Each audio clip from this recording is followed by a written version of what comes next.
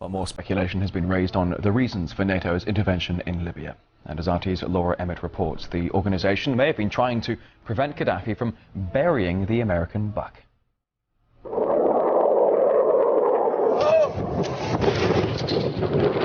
According to some, it's about protecting civilians.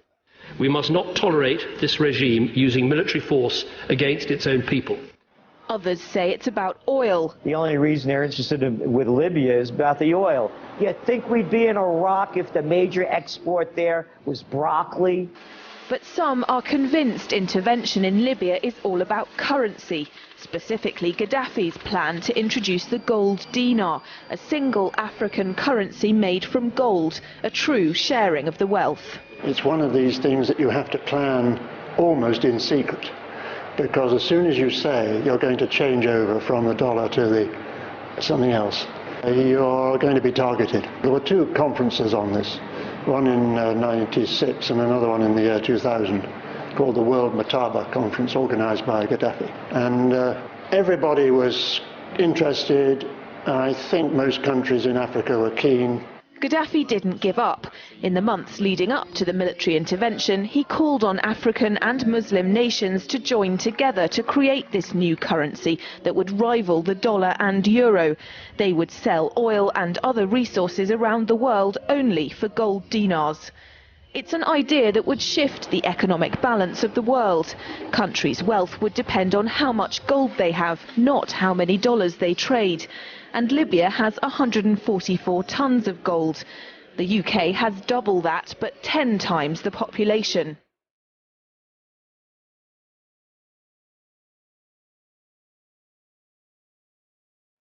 But I do have one question. During the crisis, or any time that you're aware of, has the Federal Reserve or Treasury participated in any gold swaps arrangements?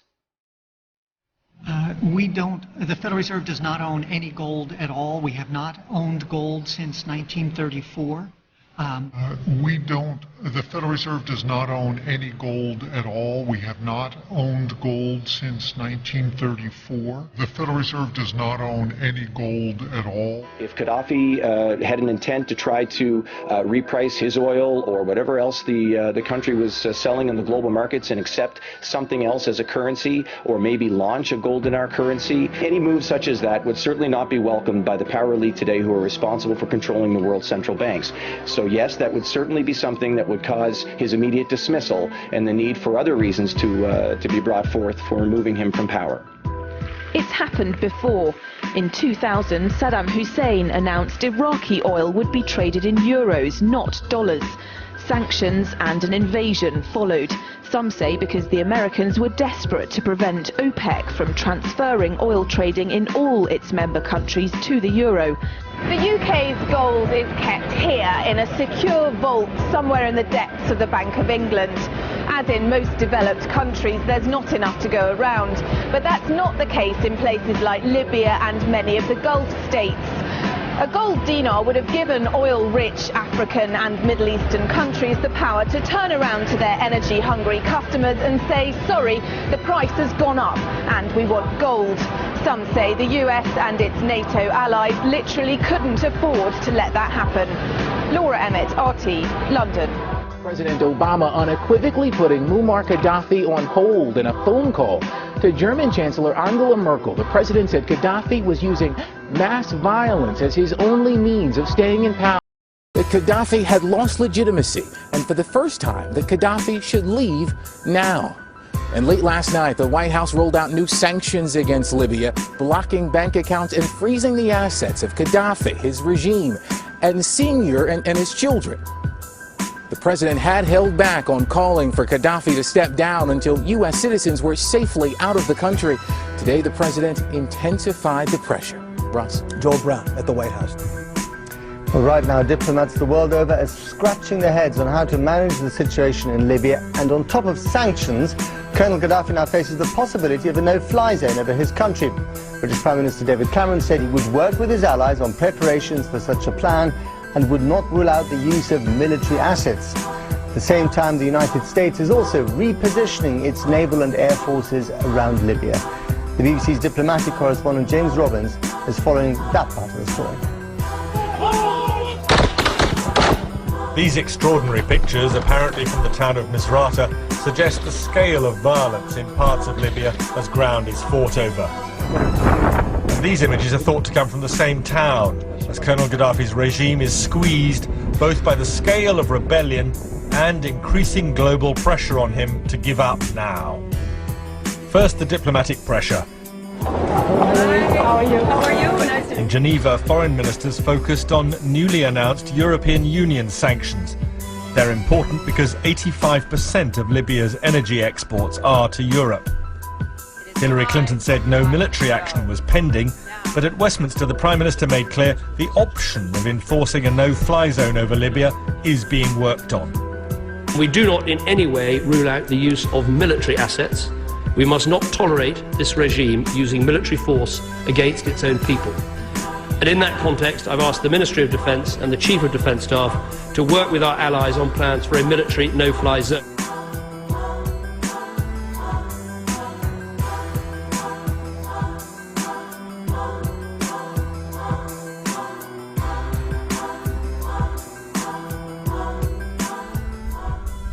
Imagine what the world would be like with him in power. The idea is to try to help change the Middle East. Now look, part of the reason we went into Iraq was the main reason we went into Iraq at the time was we thought he had weapons of mass destruction. It turns out he didn't, but he had the capacity to make weapons of mass destruction. But I also talked about the human suffering in Iraq, and I also talked the need to advance a freedom agenda.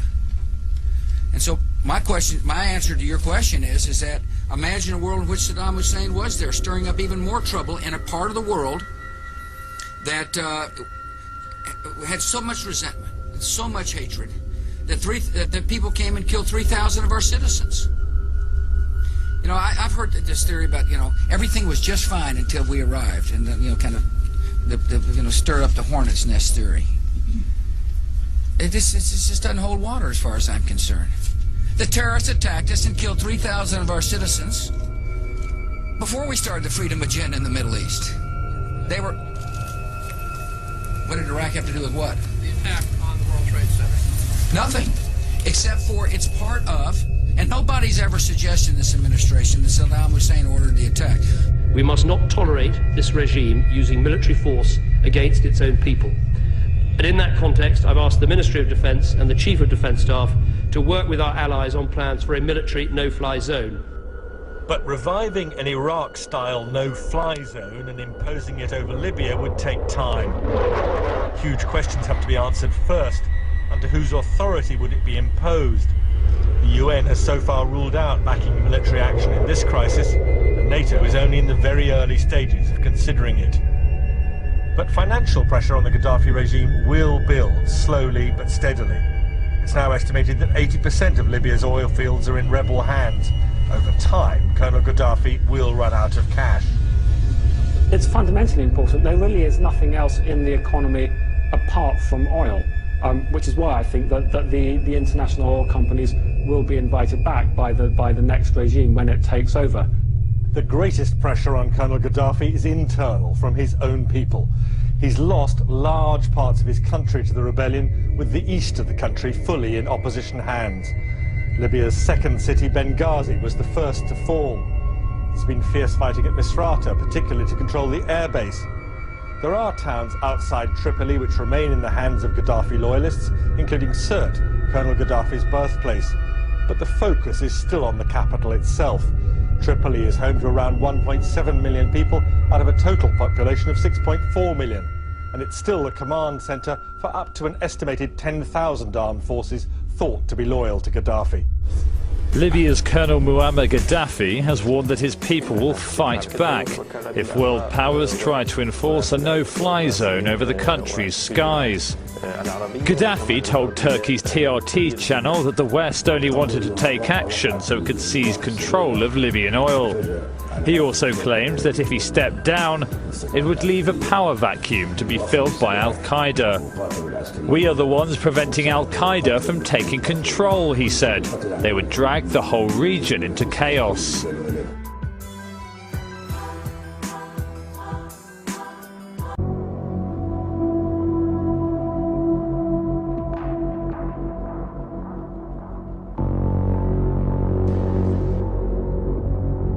Colonel Gaddafi's first interview for Western journalists since this crisis started.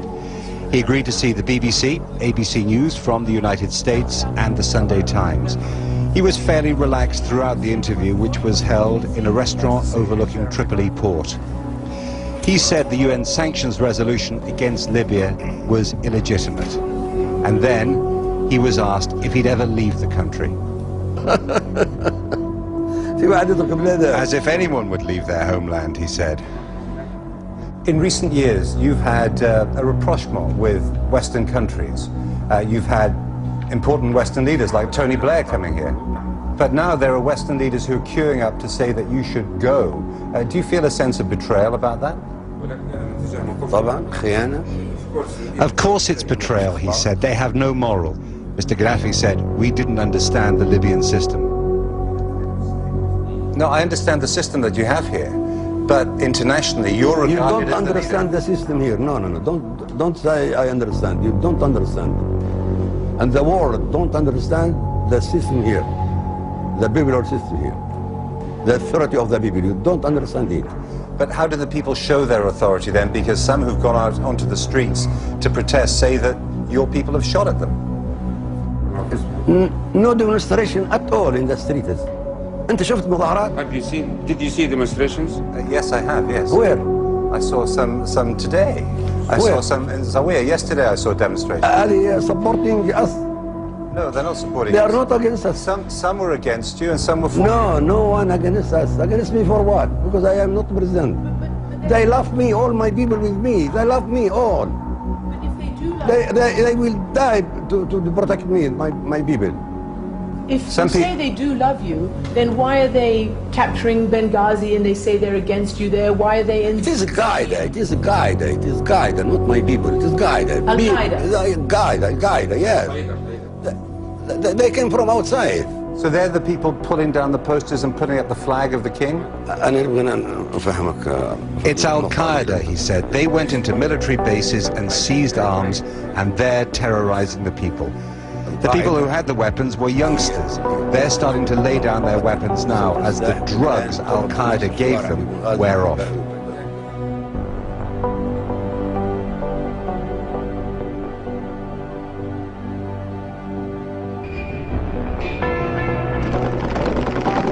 Even bin Laden's displays of strength for the Western media were faked. The fighters in this video had been hired for the day and told to bring their own weapons. For beyond his own small group, bin Laden had no formal organization, until the Americans invented one for him. The picture Al-Fadl drew for the Americans of bin Laden was of an all-powerful figure at the head of a large terrorist network that had an organized hierarchy of control. He also said that bin Laden had given this network a name, Al-Qaeda. It was a dramatic and powerful picture of bin Laden, but it bore little relationship to the truth. The reality was that bin Laden and Ayman Zawahiri had become the focus of a loose association of disillusioned Islamist militants who were attracted by the new strategy. There is also no evidence that bin Laden used the term Al-Qaeda to refer to the name of a group until after September the 11th, when he realized that this was the term the Americans had given him. Anti-Gaddafi rebels freed a prison in Tripoli. Today, CNN has learned that among those liberated inmates are hundreds of men who are believed to be supporters of Al-Qaeda. They're now on the loose. The man who uncovered this story is CNN terrorism analyst Paul Cruikshank. He has been to that prison in the past, joins us live from London. Paul, give us details on just who is now free in Libya. Well, what we're hearing, Drew, is that up to 600 prisoners from this prison are believed to be pro-Al-Qaeda militants, people who were imprisoned there by Gaddafi, who've been there for several years, people who were imprisoned at the height of the Iraqi insurgency. Many of these individuals, we understand, actually tried to go to Iraq. Some of them came back from Iraq after fighting against American troops there. So there are rather large concerns at the moment about who these individuals are and what they may do in the future.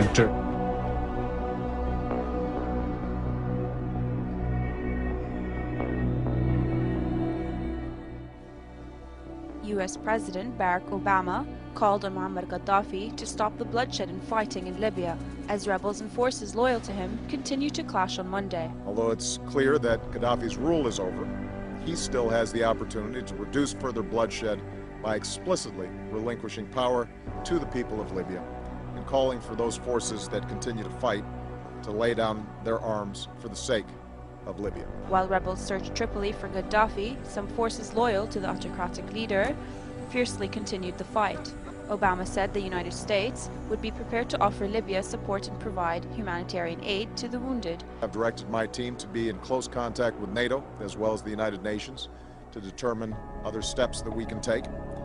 To deal with the humanitarian impact, we're working to ensure that critical supplies reach those in need, particularly those who've been wounded. The U.S. President said his country will continue to be involved in the multinational effort and supports NATO's mission in the ouster of Gaddafi. We're working to ensure that critical supplies reach those in need. Now, how could all these people get such a weapon in such good condition? The rifle is not and has never been adopted by the Libyan army. Usually Libyan soldiers run around with old Kalashnikovs, like this one. This means that the rebels could not get all of those FN, FAL rifles from military storage points. And they certainly couldn't buy them in a store. So the question is, where did they get them from? And even more importantly, how could they get the enormous amounts of ammo needed for the rifles when Gaddafi didn't have them? Libya's cash-starved rebels got a much-needed boost. Nations here signing off on promises of more than $1 billion of aid. But it's not just money the rebels want from the international community. We are asking countries to recognize the Transitional National Council as the legitimate and sole representative of the Libyan people. As you can see, these are U.S. machine guns chambered for NATO rounds. And again, they're absolutely brand new, right out of the box. Normally, machine guns don't come with their own instructors to teach you how to use them. Libya's cash-starved rebels got a much-needed boost. Nations here signing off on promises of more than $1 billion of aid. But then again, machine guns alone don't win a revolution. You need something with some real firepower. And well, here's something. This is an MP-80S man-portable air defense system. Each one of these costs big money on the black market and requires a qualified professional to maintain them. And so that's why we can see an instructor here. The guy teaching the Libyans to manage this high-tech device sure doesn't look like one of them, does he? And here we can see a joker running around with a U.S. Army pistol and a NATO Kevlar combat helmet. Now, how could he get all this? From Gaddafi's military storage? Come on. Okay, this crate is American and brand new.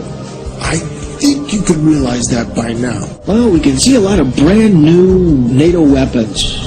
Foreign instructors, American ammo, new uniforms and equipment, and a suspiciously large amount of non-Libyan mugs. Do you know what this looks like? You're absolutely right. It definitely looks like a well-organized coup from abroad. The foreign managers have brought the people, provided the brand new weapons, instructors, and equipment, all to the young people in Libya. Naive young people who work for free drugs, dope, and just the rush of being a revolutionary. Nobody even knows who the rebels represent. And there's good evidence that the Al-Qaeda is there. So we may be delivering Al-Qaeda another prize. They'll be in Libya. They weren't there before. And also, the Al-Qaeda is in Iraq now. So these unintended consequences of our foreign policy are so overwhelming. Logic tells us that we shouldn't be dealing with our foreign policy in this manner. We should be dealing for national security in defense of our country and not pretending that we can pick the dictators around the world. It's been very unsuccessful, and American people are waking up to this. Nobody even knows who the rebels represent. And there's good evidence that the Al-Qaeda is there. So we may be delivering Al-Qaeda another prize. They'll be in Libya. They weren't there before. Promises of the great society have been shot down on the battlefield of Vietnam, making the poor white and Negro bear the heaviest burdens both at the front and at home. Other civil rights leaders, for various reasons, refuse or can't take a stand or have to go along with the administration. That's their business. But I must say tonight that I know that justice is indivisible. Injustice anywhere is a threat to justice everywhere. We've got some difficult days ahead. But it really doesn't matter with me now, because I've been to the mountaintop.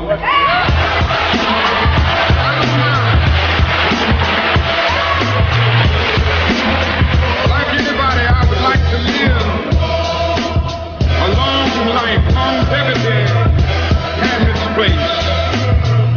But I'm not concerned about that now. I just want to do God's will. And He's allowed me to go up to the mountain. I look over.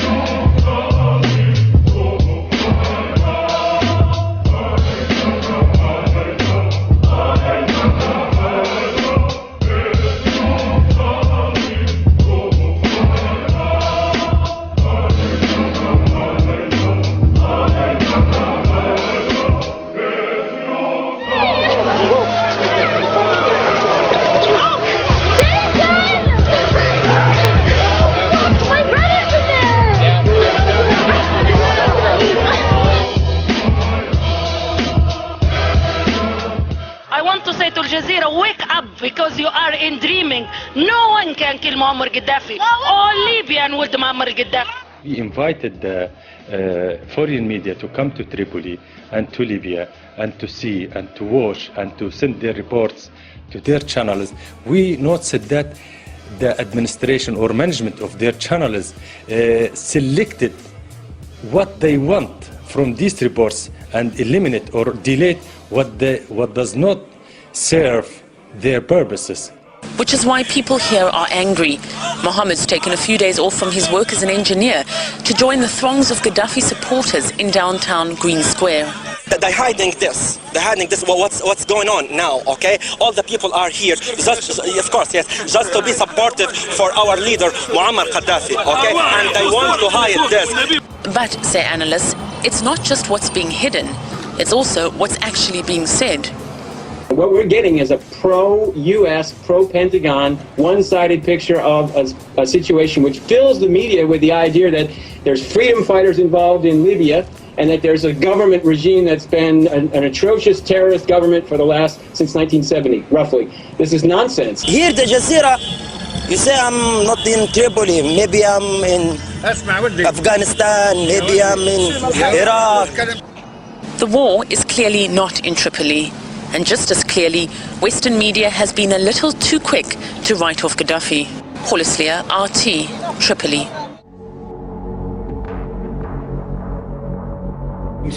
The coalition said destroying Gaddafi was not their goal. Then why bomb his palaces? Now some officials have claimed that eliminating him was in fact their goal. Who gave them that right? Did he have a fair trial? Returning to the no-fly zone, the bombings are destroying the country's entire infrastructure. When the so-called civilized world uses all its military power against a small country destroying what's been created by generations, I don't know if that's good.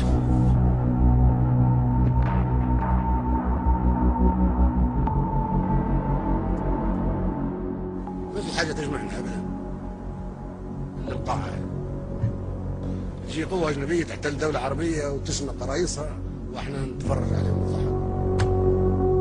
وليش ما نحقوا في شنق صدام حسين؟ كيف يصير حرب يشنق؟ لا تتكلموا عن سياسة صدام حسين والخلاف معاه السياسي، ممكن كنا مختلفين سياسيين، مختلفين حتى مع بعضنا نحن الآن. قيادة عربية بالكامل تقتل تشنق في المشانق ونحن نتفرج، لماذا؟ ممكن الدور جاي عليكم كلكم. نعم. ليش أمريكا قاتلت مع صدام حسين ضد الخميني؟ كان صديقها. تشيني كان صديق لصدام حسين. رامسفيلد كان وزير الدفاع الامريكي لما كان يدمروا في العراق، صديق حميم لصدام حسين، واخيرا باعوه وشنقوه. حتى انتم اصدقاء امريكا، نحن اصدقاء امريكا، بلاش نقول انتم، نحن اصدقاء امريكا كلنا قد توافق امريكا على شنقنا في يوم ما. احنا شو للاسف الشديد احنا اعداء لبعضنا، احنا كلنا نكره بعضنا ونتخاصم مع بعضنا ونكيد لبعضنا ونشمت في بعضنا ونتآمر على بعضنا. احنا مخابراتنا نتآمر على بعضنا، ما تحمي فينا من العدو. نحن عدو لبعض، عدو العربي صديق للعربي الاخر. هل المقاعد الدائمة هل نحن متساويين فيها؟ ابدا، غير متساويين. منبر الخطابة فقط، زي ما تخطب في حديقة.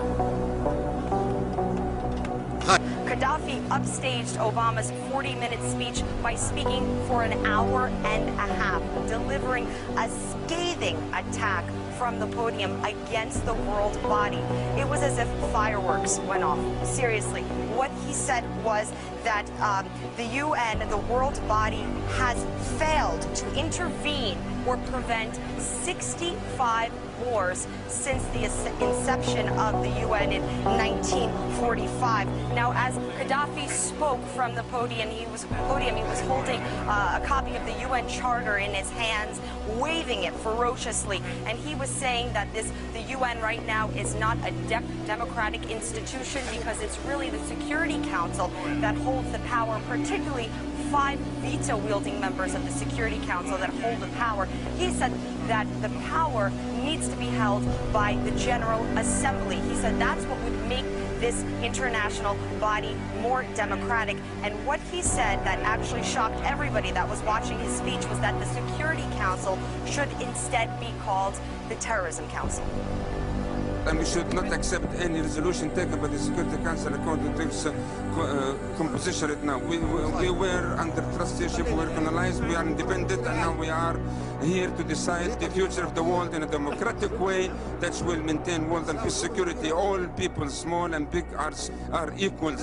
This is terrorism, like the terrorism of the Qaeda. This is terrorism. This is in full contradictions and full intervention of the United Nations charters, and we signed that. And unless we do things in the charter of the United Nations according which we agreed, otherwise we don't speak diplomatically, we are not afraid, we are not coveting, and we were not being nice to anybody. Now we are talking about the future of the...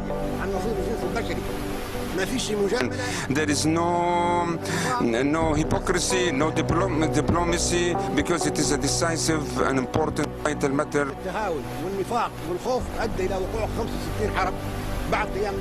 Of understanding and hypocrisy created to 65 wars after the establishment of the United Nations. For 41 years in charge and in control, apart from a few royals, Muammar Gaddafi held power longer than anyone else, anywhere else.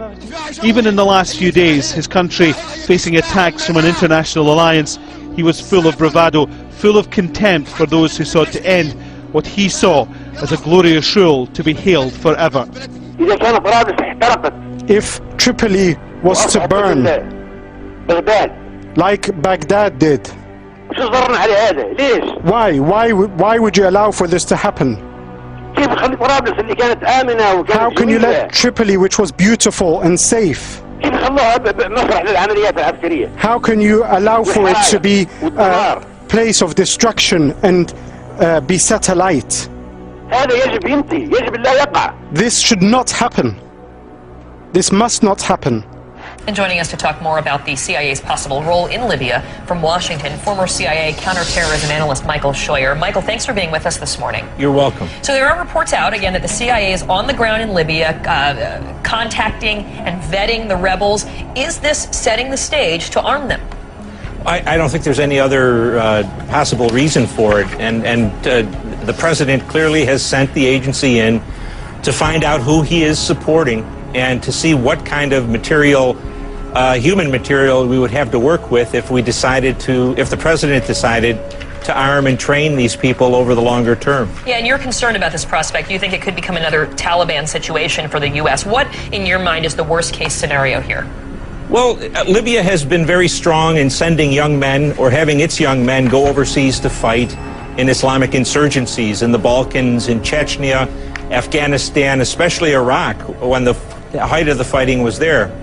Those that don't get killed, of course, go home. And I think the core of the resistance, whatever little military ability they have, is probably made up by people elsewhere we would call mujahideen.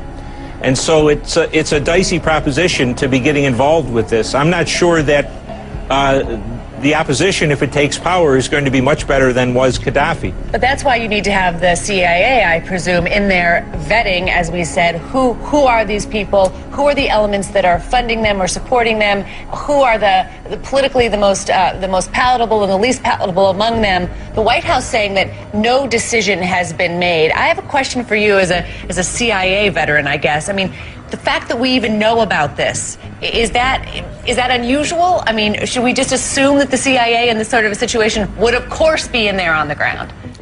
What's the alternative if we don't arm the rebels and they're clearly outmanned and outgunned by Gaddafi's forces?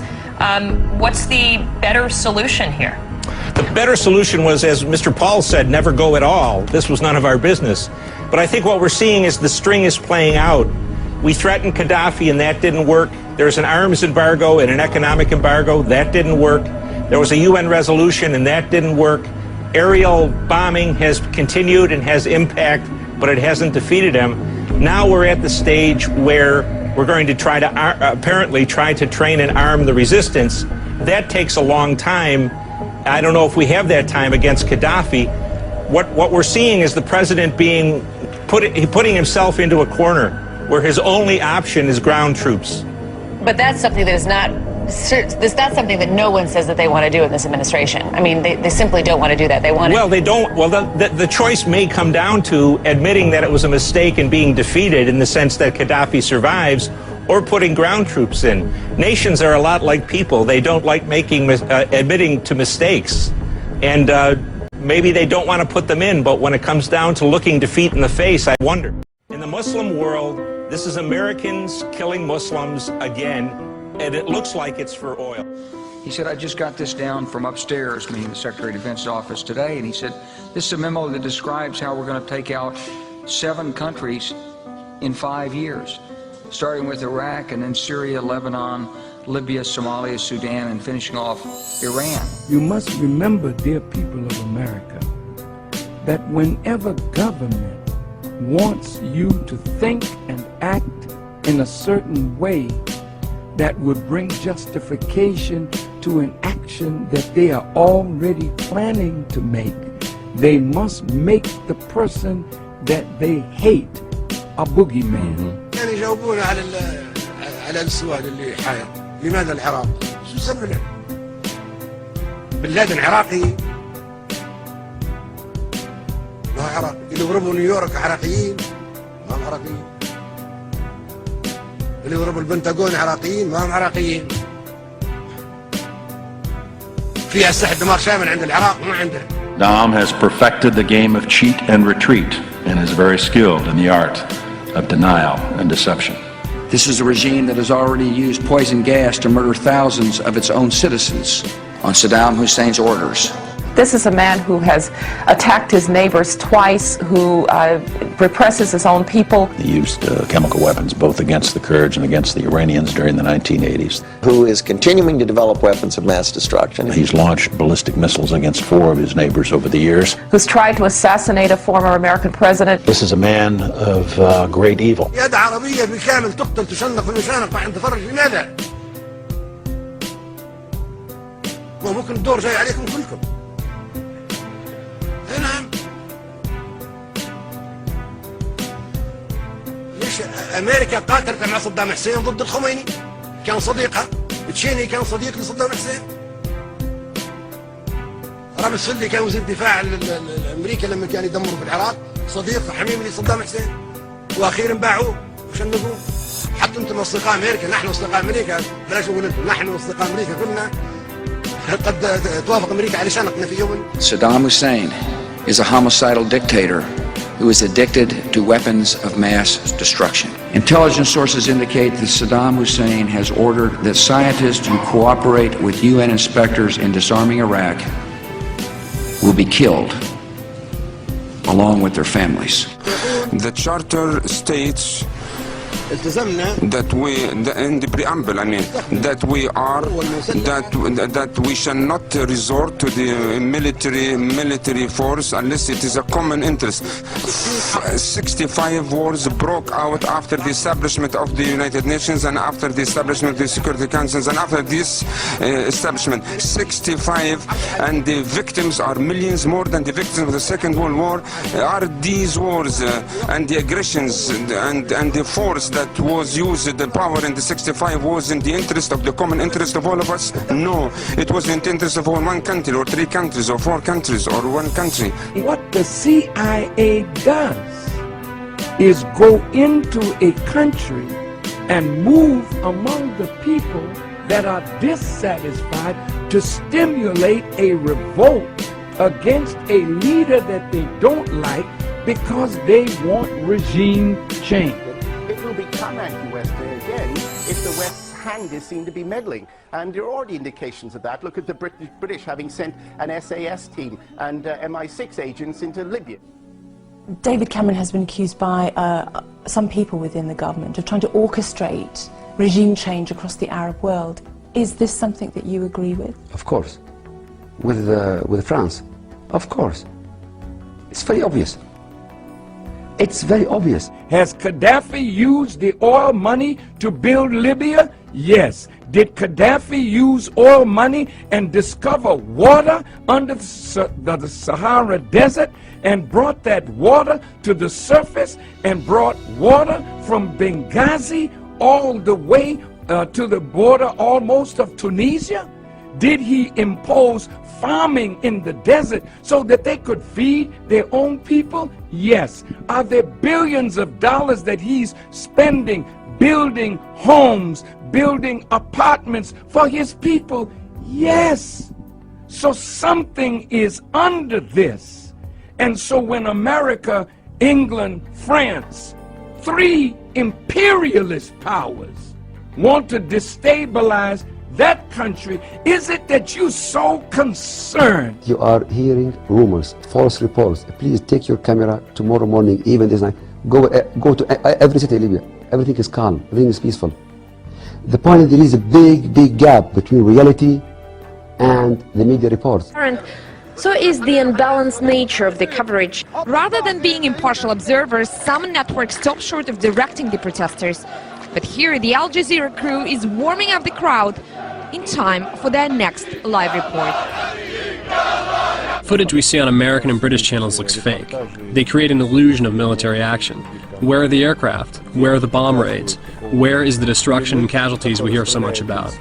If all that is true, evidence should now be on the table of the Security Council. On both sides, the army and police on one, the insurgents on the other, only 150 to 200 people were killed. But it's claimed there were thousands. An attack on Muammar Gaddafi is an attack on Libya itself. It is treason. There is no uprising in the east, only a criminal enterprise by a few hundred gangsters. They are mystified that the United Nations cannot see that. There's a constant refrain in this crowd. The people are happy, but Al Jazeera knows nothing.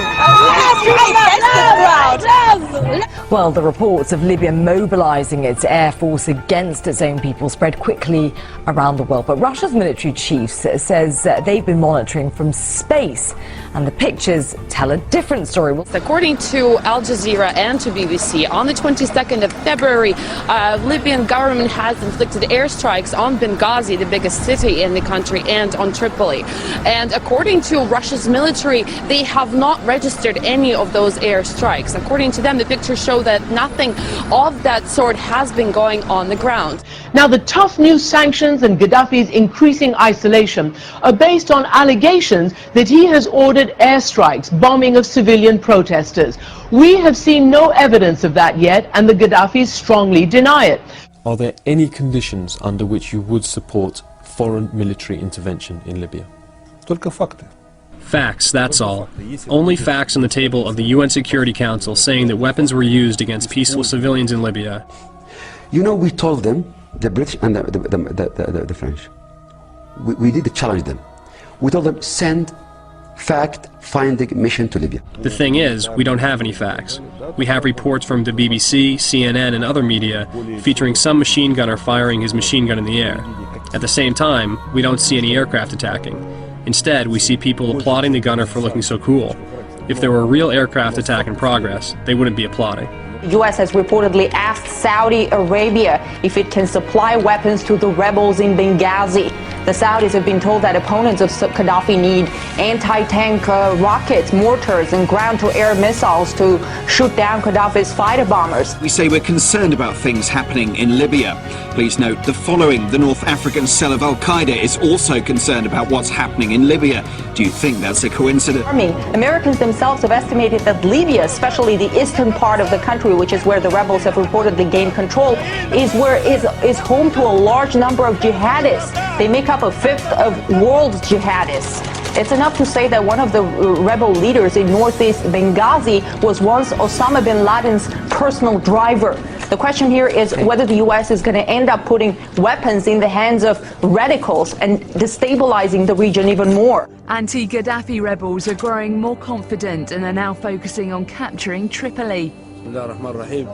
With God's will, we will win. We're going out today for this tyrant and Zionist. With God's will, it will be his last day. This man has been investing in African development. This man has been moving throughout Africa. This man has friends all over the world. He may not be your friend, but if you take him out and kill him like he's some rotten fella that wants to kill his own people, what did you do in Waco? What did you do when your people rose up? Did you talk them out of it? No, they had weapons, you bombed them. What did you do in Philadelphia with the MOVE movement? Did you talk them out of their home, or did you bomb them? Let me focus on initially the issue of Libya. I want to talk about the substance of Libya, because there's been all kinds of noise about process and congressional consultation and so forth. Let's talk about concretely what's happened. I spoke to the American people about what we would do. You also took an oath, remember? You solemnly swore to preserve, protect, and defend the Constitution of the United States. I, Barack Hussein Obama, do solemnly swear that I will execute the office of President of the United States faithfully and will, to the best of my ability, preserve, protect, and defend the Constitution of the United States. You actually took it twice. Remember? You solemnly swore that to the best of your ability you would preserve, protect, and defend the Constitution of the United States. I, Barack Hussein Obama, do solemnly swear that I will faithfully execute the office of President of the United States and will, to the best of my ability, preserve, protect, and defend the Constitution of the United States. We have done exactly what I said we would do. Except, of course, the most important thing, your oath of office, where you solemnly swore to uphold the Constitution. And before the election, you told people that you would uphold it. You answered a question about this very thing, about presidential war powers. So, a lot of this fuss is politics. us, it's our Constitution. We were warned of exactly this abuse of power by the father of the Constitution. Madison wrote how the U.S. Constitution was deliberately designed to prevent a president from doing what Obama has done. In no part of the Constitution is more wisdom to be found than in the clause that confides the question of war or peace to the legislature and not to the executive department. Our Constitution was clearly written to prevent Obama from doing what he explicitly promised us he wouldn't do if we trusted him with the responsibility to preserve, protect, and defend the Constitution. And this suddenly becomes the cause célèbre for some folks in Congress? Come on. This guy should be impeached. There's no legitimacy to allow a president to continue after he's done such a thing with the most important issue, the issue of war. And this suddenly becomes the cause célèbre for some folks in Congress? Come on. He should be impeached. If there was any justice in this country, he swore an oath to the Constitution and he violated.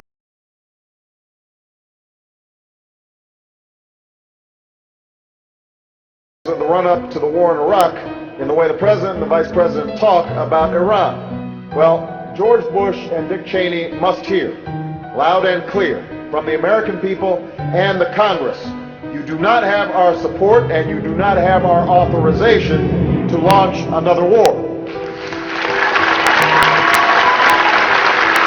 But I want to ask you about something you've been involved with. You said that if the President of the United States had launched an attack on Iran without congressional approval, that would have been an impeachable offense. Do you want to review that comment you made? Well, how do you stand on that now? Yes, I do. I want to stand by that comment I made. The reason I made the comment was as a warning. The reason I don't say those things lightly, Chris. You've known me for a long time. I was chairman of the Judiciary Committee for 17 years, or its ranking member. I teach separation of powers and constitutional law. This is something I know. So I got together and brought a group of constitutional scholars together to write a piece that I'm going to deliver to the whole United States Senate, pointing out the president has no constitutional authority to take this nation to war against a country of 70 million people unless we're attacked or unless there is proof that we are about to be attacked. And if he does, I would move to impeach him. The House obviously has to do that, but I would lead an effort to impeach him. The reason for my doing that, I don't say it lightly. I don't say it lightly.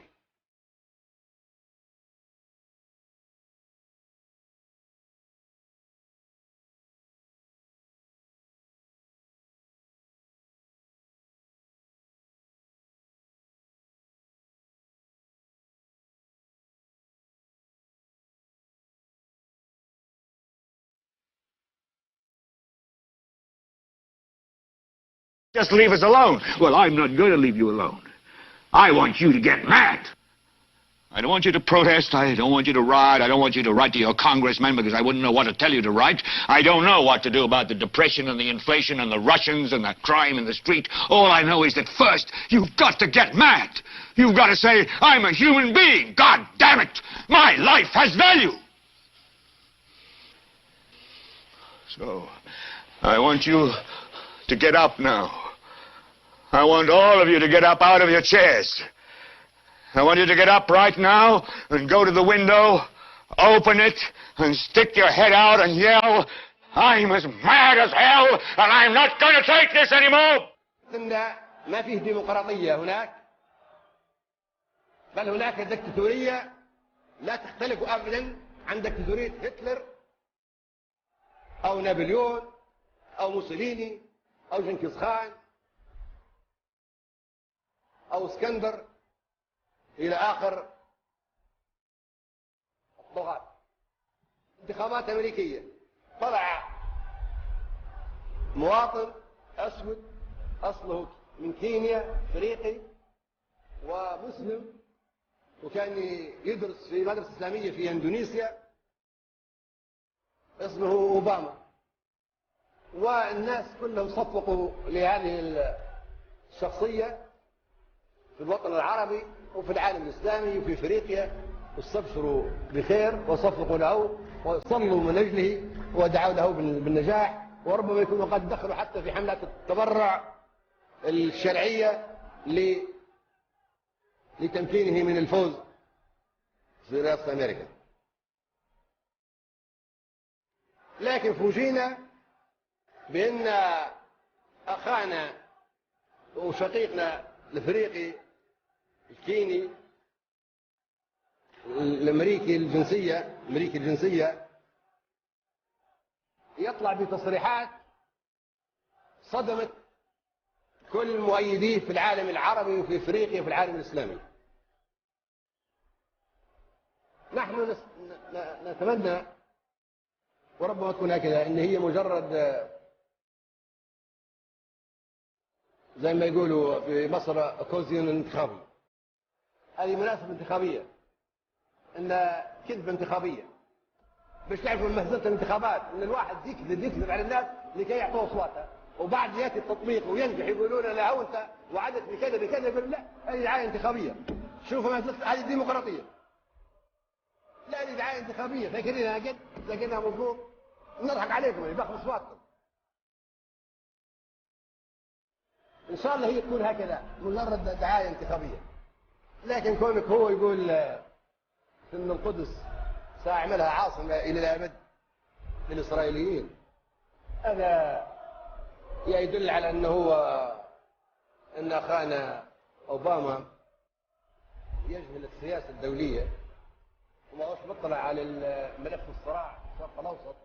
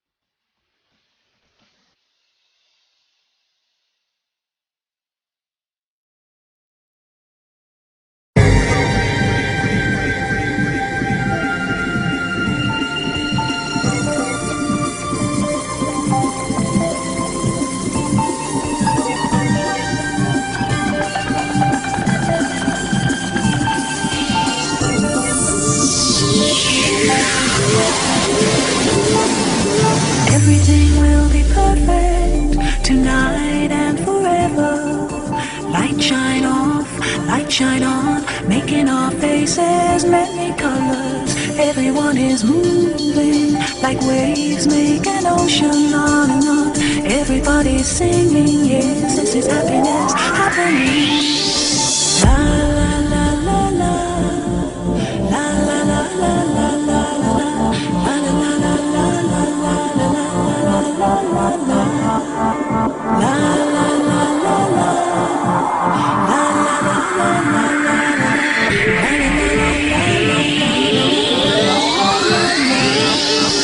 everything will be perfect tonight and forever. Light shine on, making our faces many colors. Everyone is moving like waves make an ocean on. Everybody's singing, yes, this is happiness happening.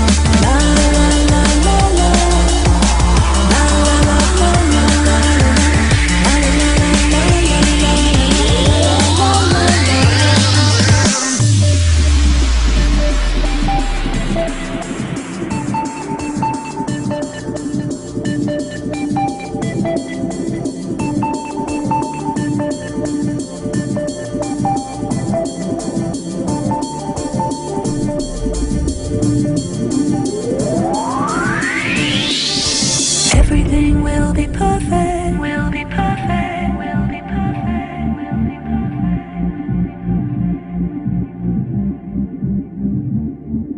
Everything will be perfect, will be perfect, will be perfect, will be perfect.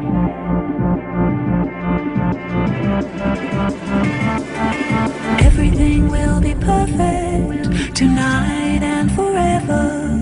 Light shine on, making our faces many colors. Everyone is moving like waves make an ocean on and on. Everybody's singing, yes, this is happiness happening.